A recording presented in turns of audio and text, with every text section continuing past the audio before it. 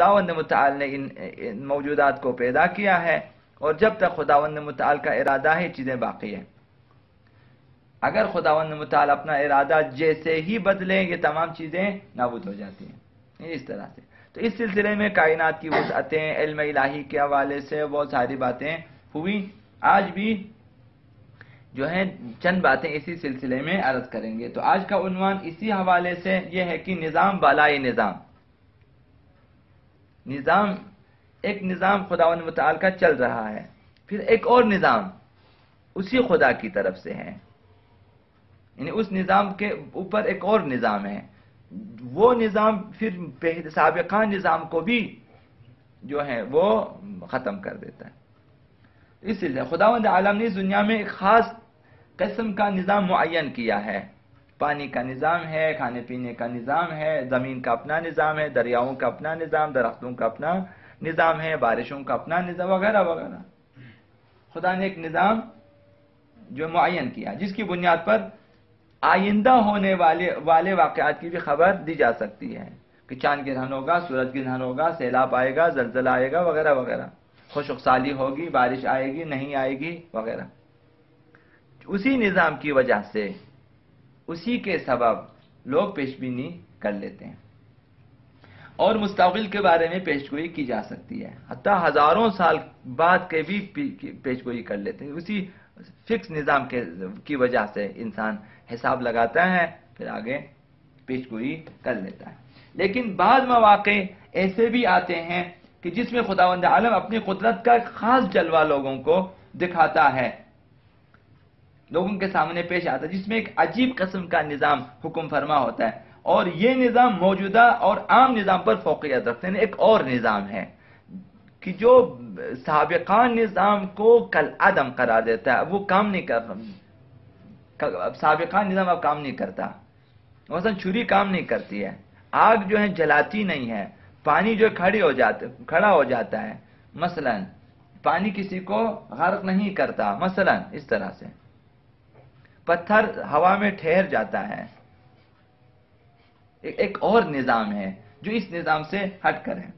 اس عجیب نظام کی مثالیں دامن تاریخ میں بہت زیادہ ہے۔ حضرت موسیٰ کا واقعہ، حضرت نوح کا واقعہ پڑھیں، مثلا حضرت آدم کے واقعے میں، کہ ایک مافوق نظام، ایک اور نظام خداوند متعال جو ہے کبھی کبھی بیان فرماتا ہے، لاگو کرتا ہے، پھر پہلا والا نظام پھر کام نہیں کرتا۔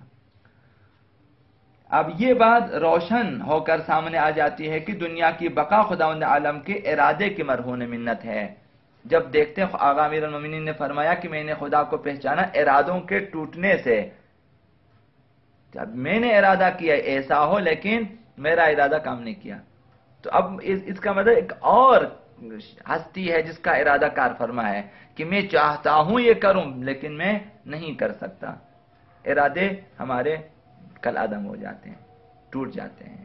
تدبیر کند بندہ، تقدیر زند خندہ۔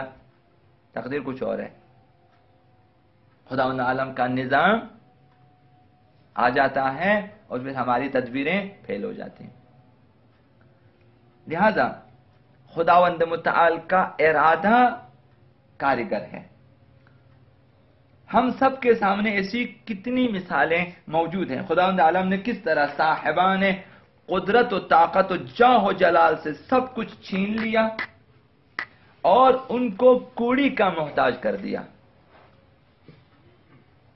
ذلیل کر دیا۔ زلیخا کی مثال، فرعون کی مثال، شداد کی مثال۔ خداوند عالم نے سب کچھ ان سے لے لیا اور انہیں کوڑی کا محتاج بنا دیا، اور ان کے مقابلے میں مظلوموں کو، فقیروں کو صاحب اقتدار بنا دیا۔ یوسف کی مثال آپ کے سامنے۔ یہی وجہ ہے کہ وہ اشخاص جو خداوند متعال پر ایمان رکھتے ہیں وہ اپنی زندگی میں کسی وقت بھی اور کسی لمحہ بھی مایوس نہیں ہوتے، چونکہ مافوق ارادہ بشری، کسی اور ارادے پہ ان کا ایمان ہوتا ہے۔ یہ مانتے ہیں کہ کوئی اور ارادہ ہے کہ جو تمام ارادوں پہ حاوی ہے،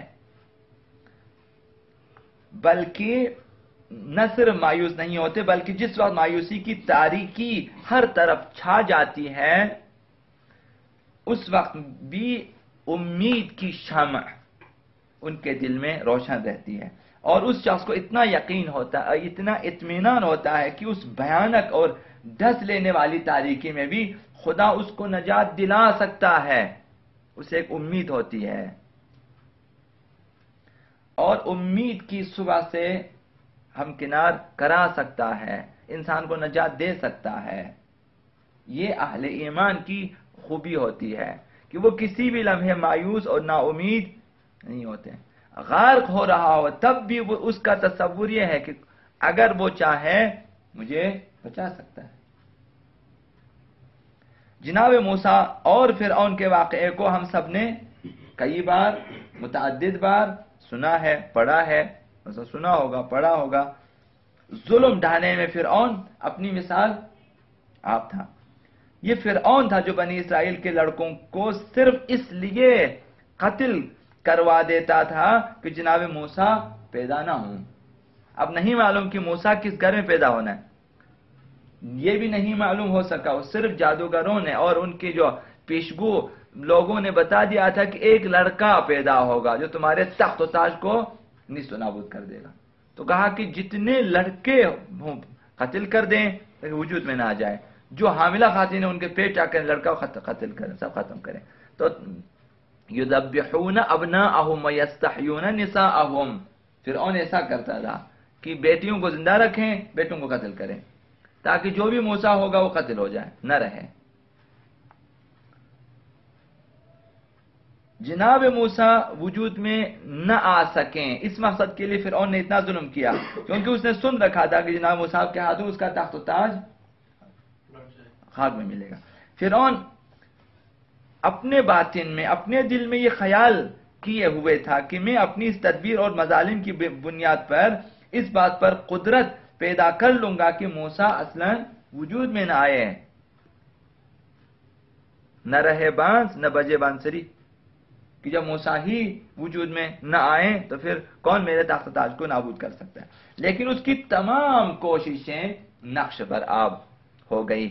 خداوند متعال نے خود اسی کی گود میں موسیٰ کو پالا۔ ایک شخص آیا، سفر کر رہا تھا مسافروں کے ساتھ، اس کے پاس قیمتی پتھر تھا، مثلا ہیرا اس قسم کا۔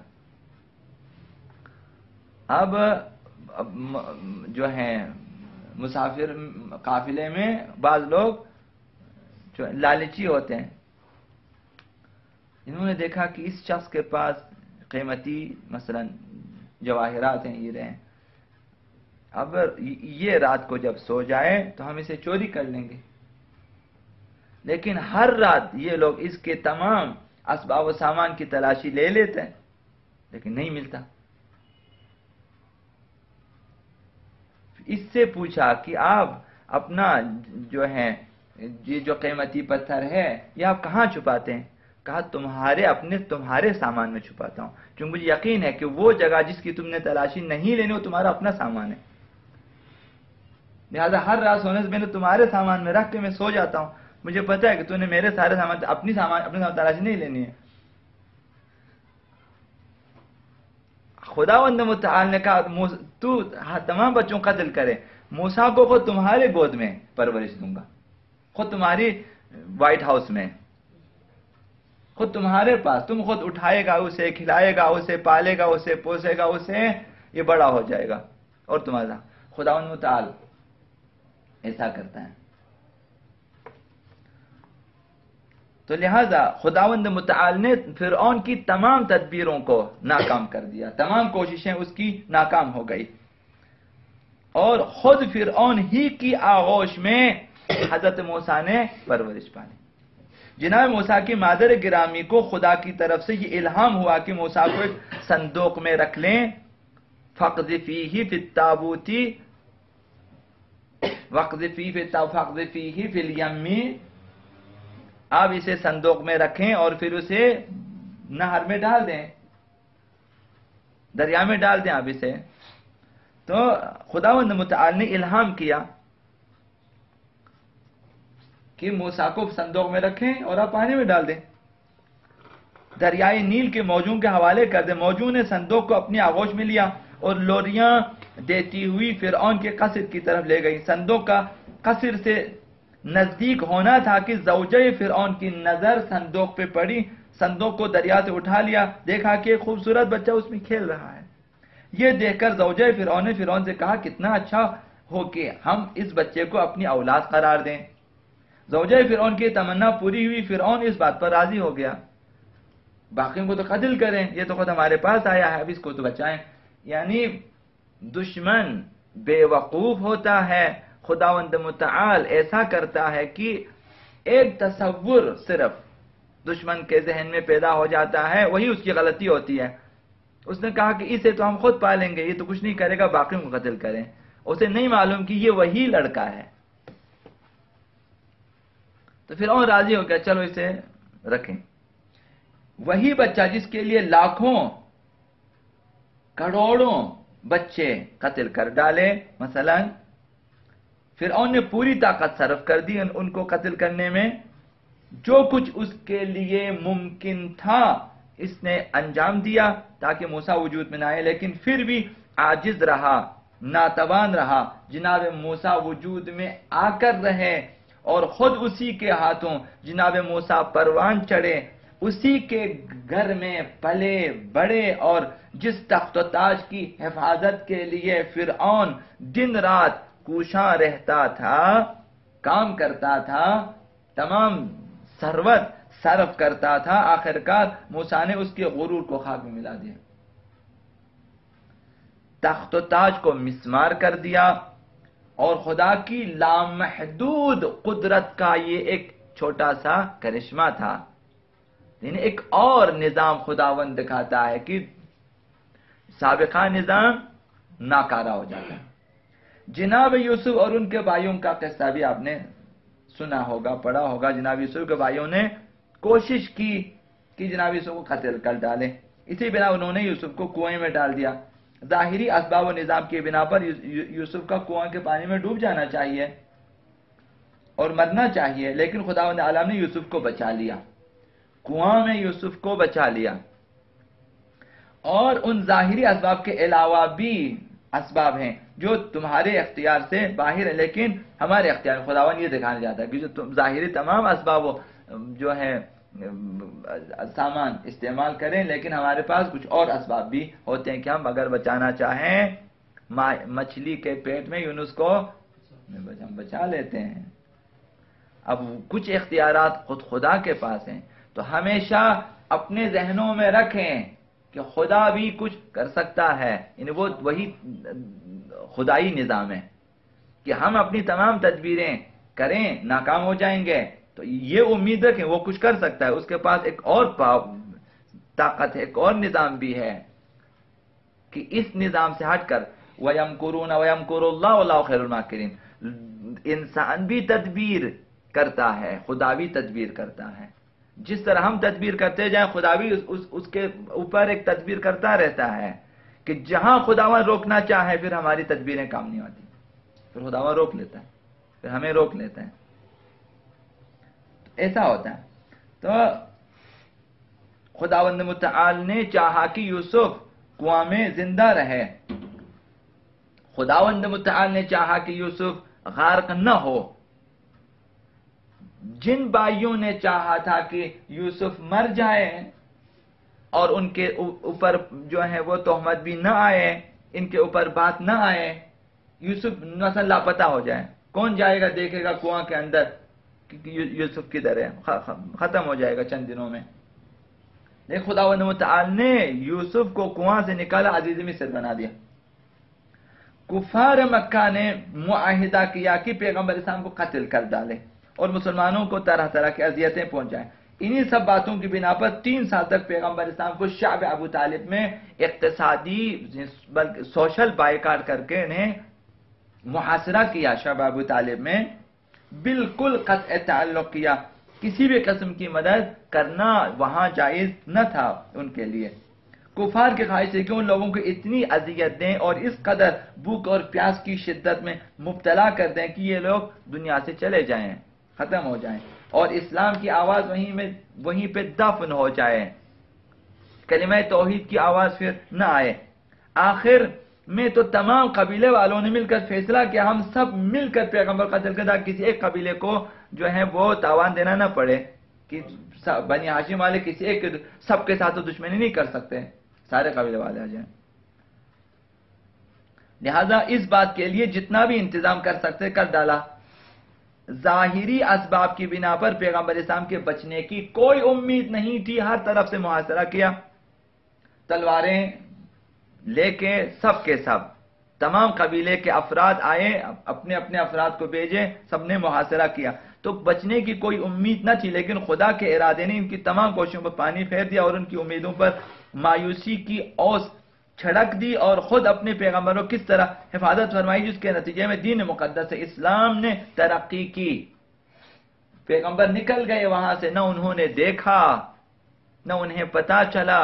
آقا امیر المومنین پیغمبر اسلام کے بستر پہ سو گئے، انہیں پتا نہیں چلا۔ اب جس وقت انہوں نے حملہ کرنا تھا وہ آ گئے، اب جب بستر مثلا چادر یا جو بھی ہے یا ابا اٹھا کے دیکھا کہ تو علی ہیں، کہ پیغمبر کدھر ہے؟ میرا حوالے کیا تھا، تو میرے حوالے کیا تھا پیغمبر، میں سویا ہوں اپنی جگہ، مجھے کیا پتا پیغمبر کدھر ہے۔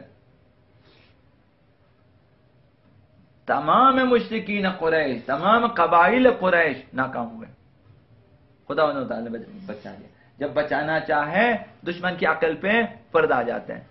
حضرت سلمان فارسی نے پیغمبر اسلام کو ایک دم بوری میں ڈال دیا، اٹھا لیا پیٹ پہ، جا رہے ہیں، کفار نے پکڑ لیا، بھائی کیا لے کے جا رہے ہیں؟ کہا تو محمد، ہنسنے لگے، بوری میں لے کے جا رہے ہیں، جھوٹ بول رہے ہیں، چھوڑ اس کو، چھوڑ دیا، پیغمبر بچ گئے۔ عقل پہ پردہ آ جاتا ہے، اس نے سچ بولا کہ اس میں پیغمبر ہے، میں پیغمبر کو اٹھا کے لے جا رہا ہوں، لوگوں نے کہا کہ مسخرہ کر رہا ہمارے ساتھ، بچ جاتا ہے۔ خداوند متعال جب تدبیر کرتا ہے تو مافوق تمام تدبیرات بشری، لہذا خدا کے ارادے نے ان کی تمام کوششوں پہ پانی پھیر دیا اور ان کی امیدوں پر مایوسی چھا گئی اور اپنے پیغمبر کو بچا لیا خداوند متعال نے، اور دین اسلام پھیلا،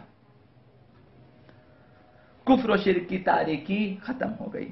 اگر ان چند مثالوں پر آپ نے غور کیا اور تھوڑی بہت فکر کی تو یہ بات واضح ہو جاتی ہے کہ دنیا کا سارا نظام خداوند متعال کے ارادے کا پابند ہے، اور وہ جب چاہے ایک اور نظام جو اس موجودہ نظام کے علاوہ ہو اس پر حاکم و جاری کر سکتا ہے، کہ یہ نظام پھر کام نہ کرے،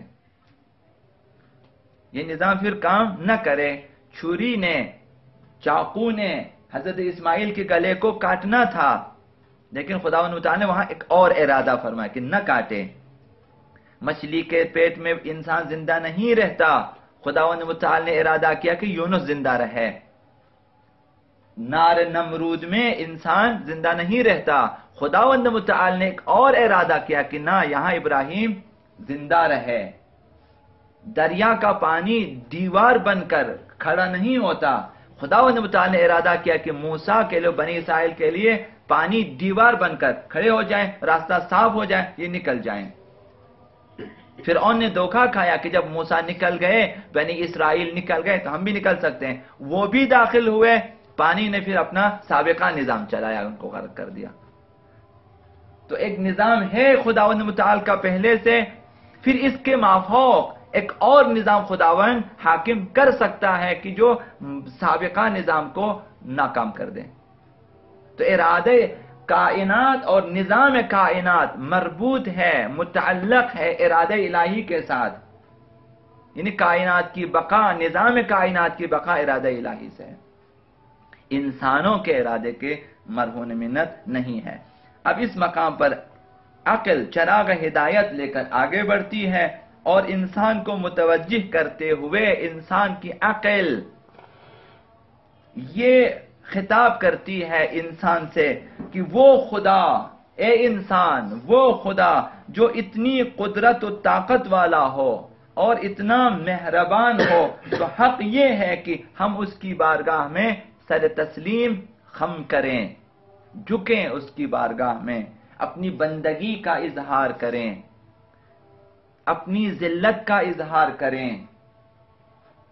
اپنی حقارت کا اظہار کریں کہ ہم کچھ بھی نہیں، خدا متعال کی بارگاہ میں آ جائیں اور اس کی بارگاہ میں سر سجدہ اس کی چوکھٹ پہ جھکائیں، صرف اسی کی عبادت کریں، اس نے جن باتوں کا حکم دیا صرف اسی کی تعمیل کریں، اور ہمیشہ کوشش کریں کہ خدا کی فرمان برداری ہو، اور ہمیشہ خداوند متعال کی نافرمانی اور اس کی مخالفت سے پرہیز کریں، اور گناہ کرنا تو درکنار، گناہ کا تصور بھی نہ کریں۔ بندے کے لیے شائستہ نہیں کہ تصور گناہ کریں، گناہ کرنے کا سوچے بھی نہیں۔ یہ خدا کا کرم ہے جس نے ہم کو مختلف منزلوں اور متعدد راستوں سے گزار کر عقل و شعور کی اس منزل تک پہنچایا ہے۔ ہمارے پاس جو کچھ بھی عقل و شعور و احساس کی دولت ہے یہ اس کی بدولت ہے۔ اب اس صورت میں کیا یہ درست ہے کہ ہم خدا کو بھول جائیں اور اس کی مخالفت اور گناہ میں سرگرم ہو جائیں؟ بے شک جو شخص ایسے قادر مطلق اور مہربان خدا پر ایمان کامل رکھتا ہے وہ بڑی سی بڑی مشکلوں میں بھی پریشان نہیں ہوتا، بلکہ حشاش و بشاش اور چہرے سے سکون و اطمینان کے آثار نظر آتے ہیں۔ بڑی سی بڑی مصیبتیں جس میں عام لوگوں کے ہوش و حواس اڑ جاتے ہیں، ایسے لوگ، ایسی عظیم مشکلیں جس میں بظاہر کوئی مشکل حل ہوتی نظر نہیں آتی، خدا پر ایمان رکھنے والے افراد، با ایمان لوگ خدا پر ایمان رکھتے ہیں اور اس کی نظر میں یہ ساری کی ساری مصیبتیں اور مشکلیں قابل حل ہیں، کیونکہ خدا ہے تو سب کچھ ہے۔ اور یہی وجہ ہے کہ ایسے سخت اور بھیانک مواقع پر بھی یہ شخص ایک عزم راسخ اور مصمم ارادے کے ساتھ مشکل کو حل کرنے کی فکر میں لگا رہتا ہے، خودکشی نہیں کرتا، یہ مشکلیں حل ہو سکتی ہیں۔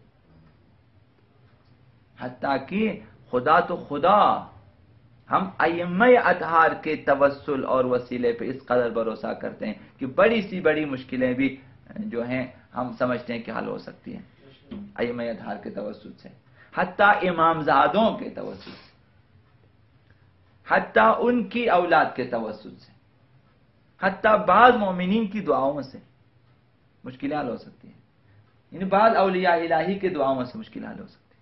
خدا تو خدا، تو نا امید نہیں ہونا چاہیے، تو ارادہ الہی ما فوق تمام ارادہ بشری ہے، لہذا ہر مشکل کو حل کرنے کی فکر کرتا ہے اور اپنے اسی مصمم ارادے سے مایوسیوں کے پہاڑ کے پرخچ اڑا دیتے ہیں، کیونکہ اس بات کا یقین ہے کہ پشت پناہ خدا ہے جس کی طاقت لامتناہی ہے، جس کی قدرت و طاقت کی کوئی حد نہیں، کوئی انتہا نہیں۔ اس کا یہ ہلکا سا اشارہ ان تمام مشکلات کو پانی کر دیتا ہے، ختم